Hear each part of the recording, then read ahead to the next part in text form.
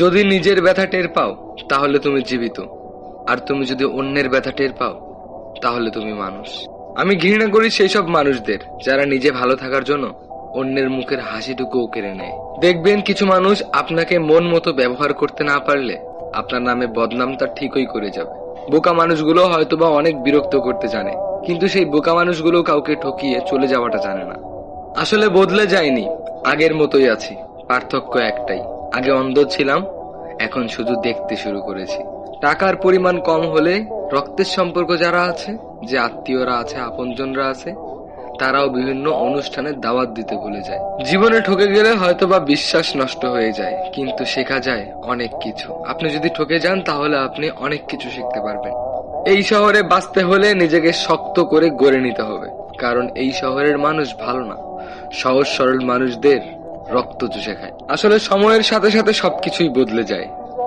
যেমন আগে আমি জেদ ধরতাম, আর এখন শুধু ধৈর্য ধরতে শিখে গেছি। ছেড়ে গেলেই কি শুধু ঠকানো বলে? না, পাশে থেকে অভিমান করাকেও ঠকানো বলে। সময়ের সাথে সাথে যেই মানুষগুলো পরিবর্তন হয়ে যায়, আপনার সঙ্গে খারাপ ব্যবহার করে, সেই মানুষগুলোকে অতটা আপন ভাববেন না, কারণ এরা হলো ঘূর্ণিঝড়ের মতো, কখনো ক্ষতি ছাড়া উপকার করে না।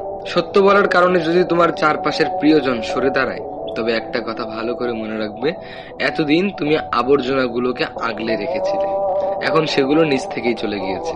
সাথে চললেই সঙ্গী হওয়া যায় না, কাছে থাকলেই কাছের মানুষ হওয়া যায় না। একটা জিনিস মনে রাখবেন, বেঈমানরা কখনো কাঁদে না, আর স্বার্থপররা সবকিছু, সমস্ত স্মৃতি খুব নিমিষেই ভুলে যায়। আর মানুষ প্রয়োজনে যতটা প্রশংসা করে, প্রয়োজন ফুরিয়ে গেলে বা প্রয়োজন শেষ হয়ে গেলে তার থেকে বেশি বদনামটাই করে যায়।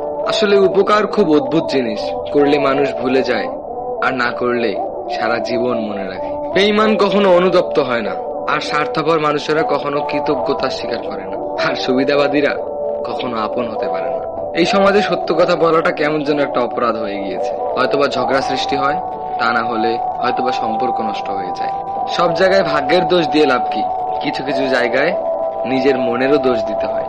মানুষ আঘাত না পাওয়া পর্যন্ত বদলাতে পারে না, যে যত বেশি আঘাত পাবে সে তত বেশি বদলে যাবে। তাই যারা আঘাত পেয়েছে তারা অবশ্যই বদলাতে পারবে।